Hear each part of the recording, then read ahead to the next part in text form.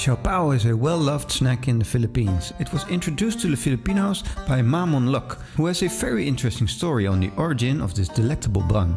But let's first get into the recipe making already. Siopao or steamed buns have become a favorite among Filipinos and have become one of the most bought Filipino foods. Though siopao can be bought easily, you can cook it on your own. Preparing your very own siopao isn't really hard, but you have to be careful on the dough.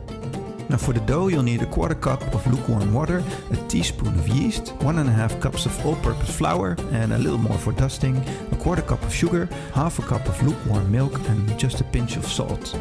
For the asado filling, use 1 tablespoon of vegetable oil, or you can use lard, 1 pound of pork sliced into small cubes, 1 tablespoon of garlic minced, half a white onion diced, 2 tablespoons of soy sauce, 1.5 tablespoons of oyster sauce and half a tablespoon of hoisin sauce, 2 tablespoons of white sugar and 1 tablespoon of cornstarch, dissolved into 2 tablespoons of water.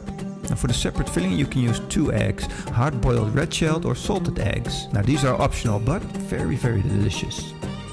Okay, saute the filling. Over medium heat, heat a pan and then once the pan is hot, add in the oil. Add and saute the garlic until fragrant, then add onions and saute it until translucent, about 1 minute. Add the pork cubes and mix them with garlic and onions. Let it cook until they are no longer pink in color. Stir in your soy sauce, oyster sauce and hoisin sauce and the sugar and mix it until well combined. Simmer until the sauce thickens up a bit.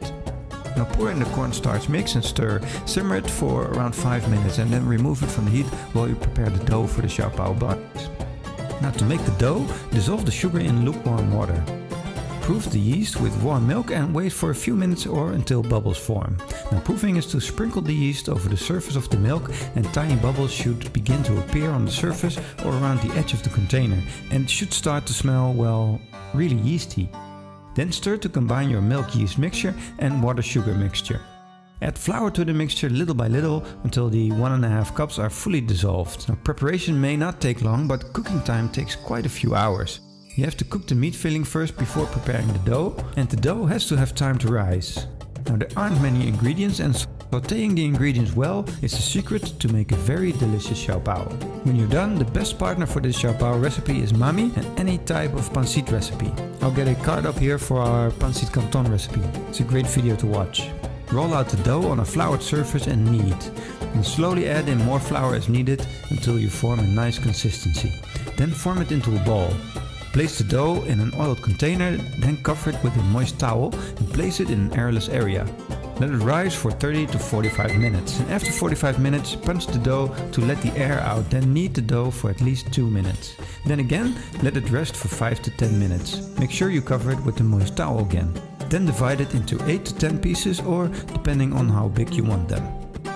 Now to form the balls, use a roller pin, flatten each individual ball and then place the filling in the middle. Seal each piece of dough into a ball by just joining the ends. I usually flatten the patties first to insert hard-boiled eggs in the center. I divide 1 boiled egg into 4 before I form them into a ball. But again, the hard-boiled or the salted eggs are optional. Place each dough ball in a 2" by 2" wax paper. Then let it rise for 30 minutes again and steam each batch for 15 to 20 minutes. Then serve with any kind of pancit. You can buy siopao almost anywhere, from well-known restaurants to even the sidewalk vendors. The siopao recipe has many variations, but the most common is the asado and bola bola. The price also varies depending on where you will buy it from.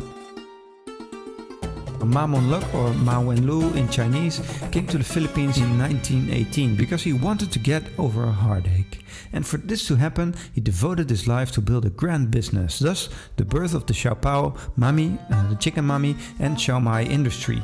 For Chinese people, they love to have tea to pair these buns with, but for most Filipinos, soda or gulaman is the perfect partner.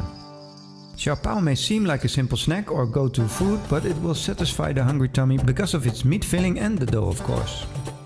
You can start adding this to the snacks that you prepare for the family. You can bet that the kids will love this truly appetizing snack. Also check out this pancit canton video to pair it with, and if you want an extra dessert, check out our sweet Filipino chicken macaroni salad.